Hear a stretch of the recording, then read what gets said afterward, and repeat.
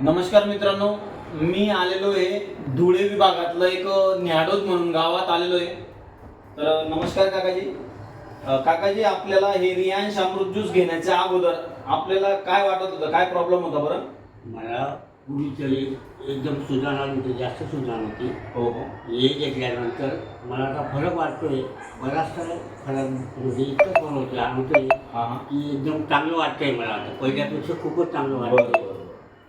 म्हणजे अमृत ज्यूस घेतल्यानंतर आपल्याला म्हणजे जो त्रास होता तो पण कमी झाला आणि चांगलं वाटतं. चांगलं वाटतंय. म्हणजे अगोदर अमृत ज्यूस घेण्याच्या अगोदर तुम्ही किती दवाखाने वगैरे काय केलं? भरपूर मी बऱ्याचदा दवाखाना केले, ऑपरेशन झालंय, बरेच दवाखाने, मी केमो घेतो, सर्व करतोय. बरं.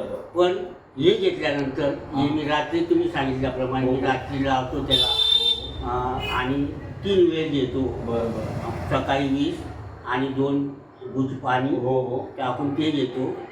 दुपारी 10 त्याच्यात 1 गुज पाणी ते घेतो आणि संध्याकाळी रात्री पण संध्याकाळी त्याच्यानंतर 1 तास नंतर जेवण करतो. हो हो हो. म्हणजे आता ही कितवी बॉटल चालू आहे काकाजी? ही दुसरी बॉटल आहे माझी. अरे वा, फक्त आणि फक्त दुसरी बॉटल. बघा मित्रांनो, काकाजी याचे पूर्ण कोर्स करणार आहेत तुम्ही? पूर्ण करणार म्हणजे करणार. आणि तुम्ही सांगत होते की मला चांगलं वाटत होतं, म्हणजे मी अजून पण पुढे मी सांगितलं मी आयुष्यभर करेन. अरे बापरे. म्हणजे बघा मित्रांनो, एक धुळे न्याडोद गावामध्ये आपल्या शुभांगीताई साहेब यांच्या मार्फत आपण इथं दिलेलं आहे रियांश अमृत ज्यूस. काकाजी, आपलं नाव सांगा ना बरं. माझे नाव दशरथ बाबूराव जाधव. दशरथ बाबूराव जाधव, न्याडोद.